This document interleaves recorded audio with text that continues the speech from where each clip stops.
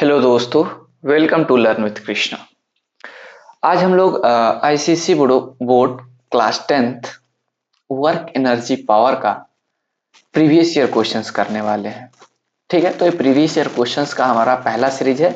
इससे पहले हमने चार लेक्चर्स किए हैं जो कि आपके सेलिना बुक के एक्सरसाइज 2A और 2B के न्यूमेरिकल क्वेश्चंस के सॉल्यूशन थे। बाकी वो कंटिन्यू रहेगा। आज हम प्रीवियस ईयर करने वाले हैं। ठीक, तो आज हमारा पहला क्वेश्चन है जो कि आपके एग्जाम में पूछा हुआ है कि work done by a force acting on an object is equal to. किसी भी बॉडी पे किया जाने वाला फोर्स किसके इक्वल होता है। तो सबसे पहले फोर्स के बारे में हम लोग जानते हैं कि वर्क डन का जो फॉर्मूला होता है sir, work done equal to होता है फोर्स इनटू डिस्प्लेसमेंट। और ये भी बताया था कि ये जो डिस्प्लेसमेंट है ये होना चाहिए in the direction of force, in the direction of force या फिर force in the direction of displacement. तो इस हिसाब से पहला ऑप्शन बोला द मैग्नीट्यूड ऑफ फोर्स, यानी फोर्स के मैग्नीट्यूड से multiply by the displacement in the direction of force, बात सही है। सेकंड बोला the magnitude of force multiply by the displacement in the direction perpendicular to the force. यहाँ पे तो वर्क डन हमारा जीरो हो जाएगा। Magnitude of the force divided by the displacement, divide करेंगे नहीं मल्टीप्लाई करते हैं, डिस्प्लेसमेंट ये भी नहीं होगा। नेक्स्ट क्वेश्चन हमारा पढ़ते हैं। बोल रहे हैं वर्क हैज। अब हमें पता है कि सर ये जो वर्क होता है ये कैसा क्वांटिटी है, ये एक स्केलर क्वांटिटी है। ठीक है, और स्केलर क्वांटिटी के पास केवल क्या होता है, मैग्नीट्यूड होता है। ठीक है, इसके पास मैग्नीट्यूड के अलावा डायरेक्शन की जरूरत नहीं पड़ती है। दूसरी बात, जो वर्क का ओरिजिनल फॉर्मूला है वर्क इक्वल टू आता है क्या, एफ डॉट एस। तो यहाँ हम डॉट प्रोडक्ट कर रहे हैं। जैसे आप 12th में 11th में जाइएगा तो डॉट प्रोडक्ट के बारे में देखिएगा। तो डॉट प्रोडक्ट जब हम करते हैं तो डॉट प्रोडक्ट से जो हमें क्वांटिटी मिलती है वो बेसिकली स्केलर होती है। तो यहाँ डॉट प्रोडक्ट करने के फलस्वरूप हमारा वर्क मिल रहा है, इसलिए वर्क स्केलर है और स्केलर के पास मैग्नीट्यूड होता है। तो इसका ऑप्शन सी होगा, ओनली मैग्नीट्यूड नो डायरेक्शन। ठीक है, नेक्स्ट क्वेश्चन बढ़ते हैं। बोल रहा है a force of 5 newton acting on an object, the object is displaced through 2 metre in the direction of force. Object already force के डायरेक्शन में ही डिस्प्लेस हो रहा है। तो जो हमारे पास वर्क डन हुआ उसका फॉर्मूला क्या हो जाएगा, फोर्स इनटू डिस्प्लेसमेंट। तो वर्क डन का फॉर्मूला क्या है, फोर्स इनटू डिस्प्लेसमेंट। और फोर्स हमारे पास क्या हो गया 5 न्यूटन और डिस्प्लेसमेंट हो रहा है 2 मीटर यानी 10। और वर्क का जो यूनिट होता है वो क्या होता है, जूल। तो हमारा ऑप्शन बी सही है। नेक्स्ट क्वेश्चन की तरफ बढ़ते हैं। बोल रहा है which of the following quantities has the same unit. इनमें से किसके पास जो यूनिट होगा वो सेम होगा। तो हमें पता है सर वर्क का यूनिट होता है जूल और पावर का यूनिट होता है क्या, वॉट। तो इन दोनों का यूनिट सेम नहीं है तो ये नहीं होगा। यहाँ पावर का यूनिट सर, तो पावर का यूनिट होता है वॉट और एनर्जी का यूनिट होता है क्या, जूल। तो ये भी नहीं होगा। हाँ, वर्क का यूनिट होता है जूल और एनर्जी का भी यूनिट होता है क्या, जूल। तो ये हमारा हो सकता है, वर्क पावर तो है ही नहीं तो हमारा ये भी ऑप्शन नहीं होगा। ठीक है, नेक्स्ट क्वेश्चन। ये सारे क्वेश्चन आपके प्रीवियस ईयर के हैं, किसी न किसी साल में पूछे हुए हैं। बोल रहा है which of the following possess potential energy. Potential energy किसके वजह से है, कोई भी ऑब्जेक्ट पोसेस करता है तो किसी भी बॉडी में जो पोटेंशियल एनर्जी आती है वो उसके कॉन्फ़िगरेशन और पोजीशन की वजह से आती है। ठीक है, पोटेंशियल एनर्जी कोई भी बॉडी अगर अपने अंदर होल्ड किया हुआ है तो केवल दो कारण है। एक होता है उसका weight weight weight weight weight एक होता है उसका पोजीशन,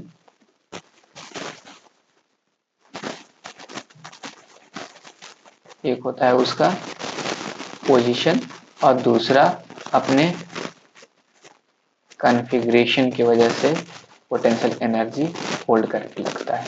जबकि काइनेटिक एनर्जी की बात करें तो किसी भी बॉडी में जो काइनेटिक एनर्जी आती है वो किसके आती है, वो उसके मोशंस की वजह से आती है।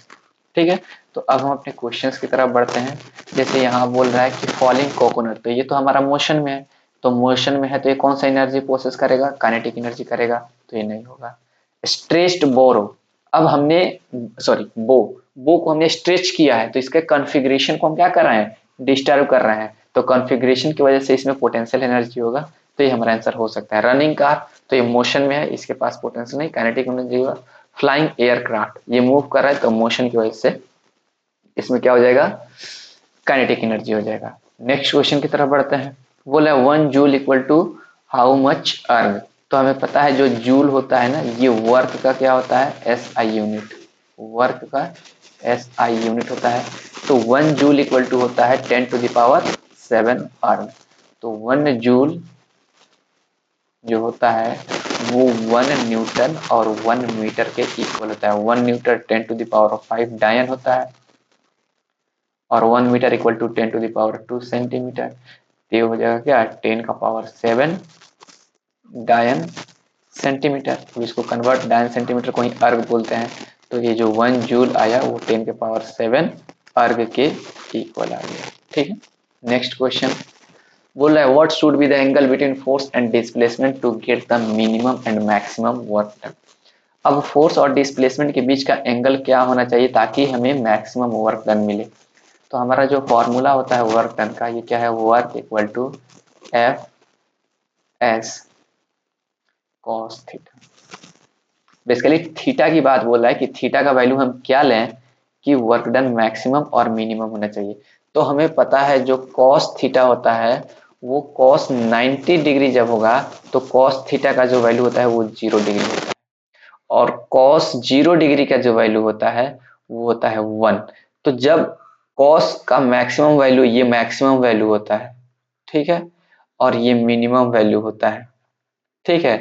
तो जब भी वर्क डन की बात की जाए तो ये फोर्स और डिस्प्लेसमेंट नहीं, थीटा की बात कर रहा है। तो जब मिनिमम चाहिए, यानी मिनिमम बाद में मैक्सिमम होता है, मिनिमम के लिए जो एंगल होना चाहिए वो हमारा 90 होना चाहिए, ठीक है, और मैक्सिमम के लिए 0 डिग्री। तो हमारा ये ऑप्शन ए सही है। ठीक है, नेक्स्ट क्वेश्चन की तरफ अगर हम अपना बढ़ते हैं, ठीक है,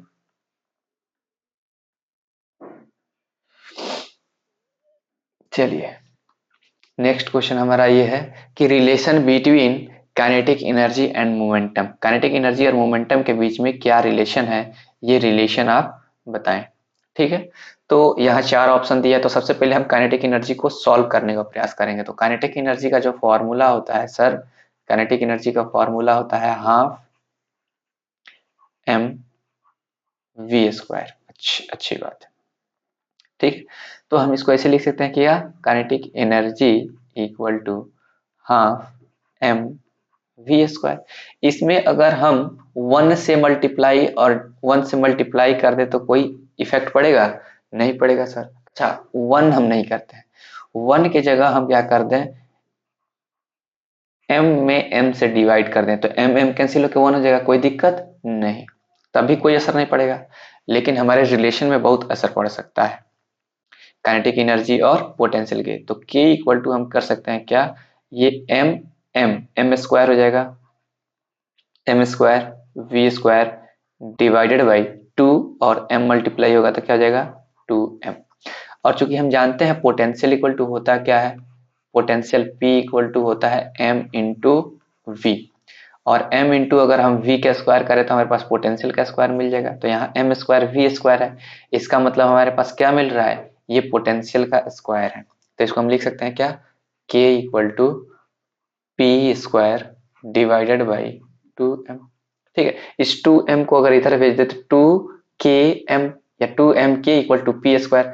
तो हमारे पास जो फाइनल आंसर आया, इसको अगर हम आगे और फर्दर सॉल्व करें, इसको इधर भेज दें तो हमारे पास आएगा क्या, P square equal to 2mk, यही रिलेशन हमारे पास आएगा, कोई दिक्कत। तो ये हमारे किस ऑप्शन में है, तो ये हमारे पास दिया है ऑप्शन नंबर बी में। ठीक है, ये ऑप्शन बी में दिया हुआ है, तो हमारा आंसर ये हो गया। ठीक है, ऑप्शन बी। नेक्स्ट क्वेश्चन की तरफ बढ़ते हैं। अच्छा हाँ, एक और चीज, ये जैसे यहाँ ऑब्जेक्टिव में पूछा है, तो ये रिलेशन फाइंड आउट करने के लिए आपका 2 मार्क्स में भी क्वेश्चन कई बार पूछ चुका है। 2 मार्क्स में भी ये पूछ सकता है। जैसे क्वेश्चन का सब पार्ट्स होता है ना, तो सब पार्ट्स में इसको डाल देता है, establish the relation between kinetic energy and momentum, तो ये देख लीजिएगा। ठीक है, नेक्स्ट बोल रहा है force is applied on a body of मास। जो जो दिया है पहले हम लिख लेते हैं, क्या दिया है, बॉडी का जो मास दिया है, कितना दिया है, 20 kg। अच्छी बात है। उसके बाद इसका वेलोसिटी, इनिशियल वेलोसिटी u का वैल्यू दिया है कितना, 40 मीटर पर सेकेंड। इसका फाइनल वेलोसिटी v दिया है कितना, 50 मीटर पर सेकेंड। ठीक है, और टाइम कितना दिया है, टाइम t इक्वल टू दिया है 2 सेकेंड। ठीक है, अब बोल रहा है क्या कि work done, calculate work done. तो यहाँ हम वर्क डन 2 मेथड से निकाल सकते हैं। एक मेथड 1, इसको हम मेथड 1 बोल देते हैं। दूसरा हम मेथड 2 का भी यूज करके यहाँ निकाल सकते हैं। ठीक है, मेथड 2 जो आप स्टार्टिंग से पढ़ते आ रहे हैं। ठीक है, मेथड 1 हम वर्क एनर्जी पावर का इस्तेमाल कर सकते हैं, वर्क एनर्जी थ्योरम। तो वर्क एनर्जी थ्योरम क्या कहता है कि work done equal to change in kinetic energy. Work done equal to क्या होता है, चेंज इन काइनेटिक एनर्जी। तो change in kinetic energy half m v final minus v initial, इस फॉर्मूले पर रख देंगे तो हमारा वर्क डन आ जाएगा। तो वर्क डन अगर निकाले तो हाफ मास कितना है, 20 kg, v फाइनल का स्क्वायर करेंगे यानी ये 50 है, तो 50 का स्क्वायर करेंगे, सॉरी 50 का स्क्वायर माइनस 40 का स्क्वायर। ओके, इन दोनों का स्क्वायर करेंगे तो आपको दिखेगा सर 50 का जो स्क्वायर होगा ये 2500 हो जाएगा, और 40 का स्क्वायर हो जाएगा वो 1600 हो जाएगा। तो इसमें से सब्ट्रैक्ट होगा तो 900, यानी फाइनल हमारा नेक्स्ट स्टेप होगा 1/2 इंटू 20 इंटू 900। इससे कैंसिल हो गया 10, यानी जो हमारे पास वर्क डन आया ये 9000 जूल आ गया। ये तो हमारा था method number first. Method second आप क्या कर सकते हैं कि सबसे पहले वर्क डन की बात बोल रहा है, तो वर्क डन का फॉर्मूला होता क्या है, वर्क डन इक्वल टू होता है फोर्स इनटू डिस्प्लेसमेंट। तो आप डिस्प्लेसमेंट और फोर्स निकाल के इस फॉर्मूले में पुट कर सकते हैं। अब फोर्स निकालने के लिए आपको एक्सेलरेशन की जरूरत पड़ेगी, तो आप यहाँ पहला इक्वेशन ये यूज कर सकते हैं, v equal to U plus A T. यहाँ से आप एक्सेलरेशन फाइंड आउट कर लेंगे। ठीक है, और ये सेकंड इक्वेशन फिर आपको यूज करना होगा कौन सा, V square equal to U square plus 2as। यहाँ ए आपको ऑलरेडी यहाँ से निकाल चुके हैं, v पता है, u पता है, s यहाँ से निकल जाएगा। ठीक है, तो अगर आपको s पता चल गया और a पता चल गया तो आप फोर्स भी निकाल सकते हैं, F equal to m into a. ठीक है, तो फोर्स यहाँ से निकाल के और डिस्प्लेसमेंट यहाँ से निकाल के अगर पुट कर देंगे तो ये भी आपका आंसर आ जाएगा। ये थोड़ा सा मेथड लंबा हो जाएगा, तो आप वर्क एनर्जी थ्योरम का इस्तेमाल करके इसको बनाइएगा। नेक्स्ट क्वेश्चन की तरफ हम बढ़ते हैं। बोले body is acted upon by a force state to condition under which the work done could be zero. बोल रहा है कि एक बॉडी पे फोर्स एक्ट कर रहा है, फोर्स क्या कर रहा है, फोर्स एक्ट कर रहा है, लेकिन आपको बताना है 2 कंडीशन जिसमें हमारा वर्क डन क्या हो जाए, जीरो हो जाए।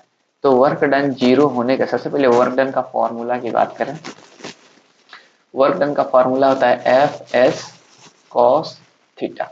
ठीक है, तो आपको तो फोर्स जीरो नहीं करना है, नहीं करना है, इन दोनों को हम जीरो कर देते हैं, है ना।